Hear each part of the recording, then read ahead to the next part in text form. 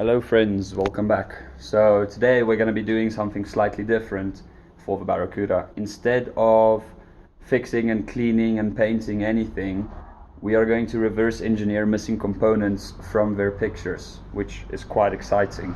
So if you recall, in a previous video I've complained that I was missing some components that is supposed to go on the end of this square rod for the back seats mechanism in order for it to fold down. Now I managed to find pictures online of what they're supposed to look like, and it is so. Now I have checked, I cannot find them secondhand anywhere, neither new, so we will have to make them ourselves. Now to get these measurements, there's quite a few steps that you have to take. Firstly, make sure you have the correct component for what you want, right?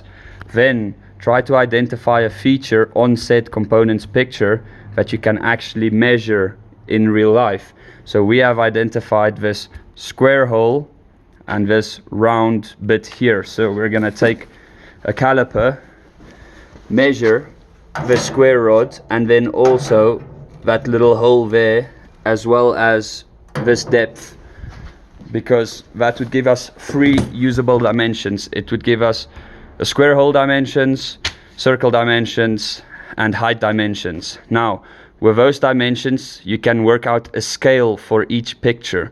Now before I forget this is very important. When looking for pictures, try to find a top-down view picture and a side view picture.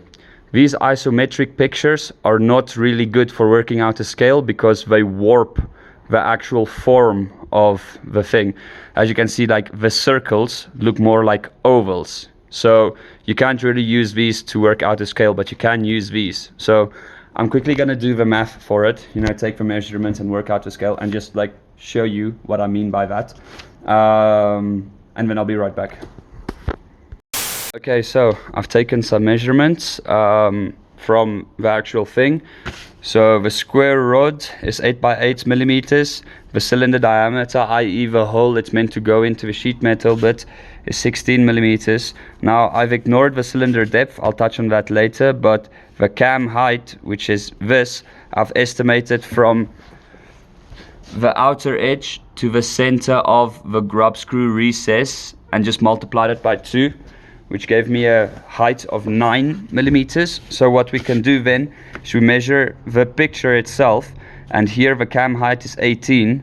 So we can just take the 18 divided by 9, which tells us the scale of the picture to the actual is 2:1. So then we can measure other stuff on the picture, such as the grub screw. Here it was 10 divided by the scale, which tells us the grub screw should be either M5 or M4. Now the cylinder depth, which we measured here, once you work out the scale, it's more or less 9 millimeters, but that makes it exceptionally short. So then it only goes through the first layer of sheet metal and not all the way through. If you want it to go all the way through, it has to be somewhat closer to like 30 millimeters. So this is the beauty of when you design your own parts, is you can make modifications to it as you like. So I've decided that I'm going to extend the cylinder height more so that it can pass through both pieces of sheet metal, so that it has more support and less likely to break the way this guy's cams broke, right? So moving on, again, 8 millimeter square hole, so 14 divided by 8 gives us a scale of 1.75 for this picture compared to actual. Then we can measure other stuff, such as this length divided by scale, which gives us a length of roughly 38 millimeters. So round this up to 40, because you can always take material away if there's too much, but it's harder to add if there's too little. So I'm going to round this up to 40, and then the main width here is roughly 20 millimeters after you work with a scale, and the minor width here is roughly 8.5 millimeters after you've worked the scale. So now that I have measurements, I'm going to take this and the pictures and I'm going to make engineering drawings from them. Now I've learned how to do engineering drawings in school, but I haven't done them since school, and I don't have any of my drawing sets anymore to do them. However, since I've just been in university, I still have access to the university software such as SolidWorks. So I'm going to use that CAD program to recreate these parts in the computer and generate engineering drawings from them, because usually what you can do, just take the CAD model, upload it on a memory stick, give it to a CNC shop, and they can cut it out for you on a free access CNC, no problem. However, Namibia being 50 years behind everyone else, we don't really have commercially available CNC shops here, or like CNC machines in general in our machine shops. So I'm gonna have to generate engineering drawings from them and take it to a machinist, of which we do luckily have plenty of skilled ones, so that they can cut this out for me manually. So we're gonna start with a computer model right now. Stay tuned. Before we get to that, I just found another way to verify the thickness of this cam, which I've estimated to be 9 millimeters, like I've explained. Now I've measured this lever, which is what the cam is supposed to press against, and that's 7 millimeters thick. So estimating this to be 9 millimeters thick gives us a millimeter of leeway on each end, which is really good. So you will have to assume some measurements when doing this, especially because the pictures will often be of broken stuff. But always try to verify your estimations as much as possible before you continue. And always add a margin of error on top of it. Cool. Right, so I'm going to give you a quick tutorial on how I like to make my parts using SolidWorks. This is a fairly simple part, so it should not take long at all. So we're going to start with a new sketch. I like drawing from the top plane initially. Click on sketch, start the sketch. Now that's our origin point. Select the rectangle.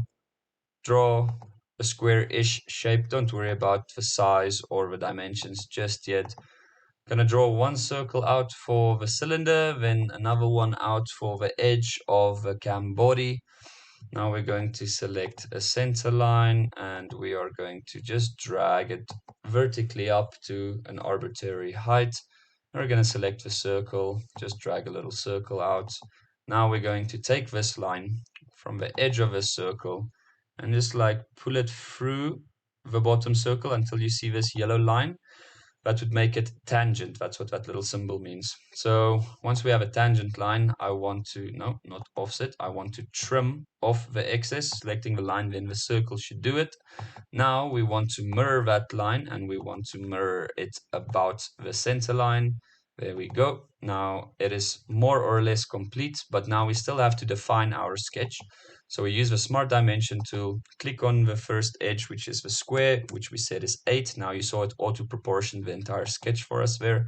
So most of the dimensions should be close. So this one is still 8 since it is square. Now this circle we said was going to be 16 millimeters. However, I realized since it's imperial measurements, it's probably 5/8 inch, which is closer to 15.9 millimeters. If I make it 16, it might not fit through the hole. So 15.9 millimeters. This one doesn't really matter. We said this one was going to be 20. That's okay. Now I've calculated this to be 25.75 millimeters. And now this edge, we said it should be 8.5 millimeters wide. Good. Now, once your sketch is fully defined, you'll see that all your lines turn solid black. Once that happens, you can exit the sketch. Make sure the sketch is still selected in your drop-down tree. Go to Features, click Extruded Base. Click all of the areas that you would like to extrude. Now, we said this was going to be 9 millimeters thick. So extrude it to 9 millimeters. Now just drop down the tree here, select the original sketch again. Now we're going to extrude from the same sketch another area, which is the cylinder. Now I have decided I want this to be 30 millimeters so that it passes through both sides of the seat frame for extra support. So once that's done, now we have the main body of our cam completed. Now, yes, I would like to point out that there is some like sharp edges here, which shouldn't be there, but for this tutorial, I want to keep it like fairly quickly. So we're just going to continue with it as is. I will refine it later on. Now we're going to select the right plane as that cuts through the half of our cam. We're going to go back to sketch, start the sketch, it will normal to it. Now the origin point is the center of our square. We're going to select the center line, draw from the origin to the top surface of the cam body. Now you can see it makes a little midpoint for us. Select the circle, drag it out from the midpoint, Smart Dimension that circle. I have decided that an M4 grub screw is the way to go. That seems to give a pretty good proportion. Again, we have to assume a lot of measurements here. So now that we're done with that, we can click Exit Sketch again. Make sure it's still selected. Go back to Features. Now say Extruded Cut. So change the view a little bit. Now you can see it wants to cut out this direction. I'm just going to flip it around and say through all instead of blind, so it will cut through all available material. Just click done, and yeah, now you can see we have a hole for our little grub screw. Cool. So once we have this done, we're going to save our sketch. Now I'm just going to overwrite an earlier version. There we go. Yeah, replace it. Once you have your sketch saved, you want to go to File, and from File, you want to say Make a Drawing from the Part. Now, if you don't see all of this template options, just unclick this. And I am going to make this on an A4 landscape template. Click OK. Once we have our template open, ignore all of this for now. We can just go to Drawing and say Standard Free View from the part which we just made. Click Done, and there you go. Now we have a standard free view. Now I'm going to go back here and drag out an isometric just because it looks pretty, and it's another view to help you visualize how the part is supposed to look, which will help the machinist. Now we want to make everything as clear as possible for whoever has to manufacture this. So I'm going to section view this part so that they can see the hole should go all the way through the entire body. Otherwise, you can't really tell from this how deep it should go, and you can't really tell if a grub screw should go in. Anyways, going on a tangent, let's get back to it. So now what we need is dimensions. So click on annotation, and I'm going to click model items and just click in the center of this, and it brings over all my dimensions from the part that we made in the 3D drawer. Now I can click on the rest of these, but I know it won't work because I didn't define any dimensions for the 3D model. So what I am just going to do is I'm going to say yes here, smart dimension it, and then just like smart dimension a few more things. Let me just like try to select the circle. Nope. It's so hard. Sorry, I'm working on a laptop and I don't have a mouse.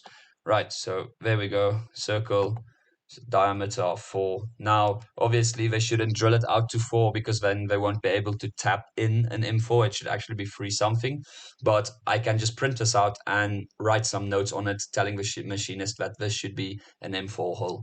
So, yeah, that's pretty much it, guys. That is how you make an engineering drawing from a 3D model part, from pictures reverse engineered from measurements. So cool. I'm going to print this out, send this off to the machinist, and once we're done with it, I'll show you how it came out. Cool. Stay tuned. Righto, so it's been about a month or two since I have filmed the majority of this video. I finally got all of my stuff back from the machine shop, and yeah, let me quickly run you through all of it. So here are the seat cams that I've had made. I haven't fitted them to the seats yet because my seats are currently at the upholstery lady's place, but once I get them back I'll fit them and see if everything's good there. And then also I made these little bezels. I just need to go get some plexiglass or plastic, whatever, that I can lie in here in this little edge. This is the dome bezels for the dome light, so to speak. Remember, the Barracuda has 2 of them, one against each quarter panel. The reproduction ones were too expensive in my opinion, so I figured I'll just turn some out of aluminium and put in some new lenses, and yeah, we're good to go. One of these brackets were missing, so I had them make me a mirror one. So that's done, and then a bunch of bushes. So that about wraps it up. The essence of this video is get yourself a CAD software, make some nice engineering drawings. I can promise you your machinist will be happy. It will be a lot faster for him to manufacture your parts and ultimately cost you less money as well. So yeah, that's it for this video. Stay tuned, guys, and see you in the next one. Oh, please like and subscribe. The channel is growing a little bit, so if you could share this video with some friends, family, whoever, just tell them to click on the thing, fast forward 30 seconds, press like, subscribe, and then they can leave. Trying to grow the channel, and that will be good for the algorithm. So yeah, see you guys in the next video. Stay tuned.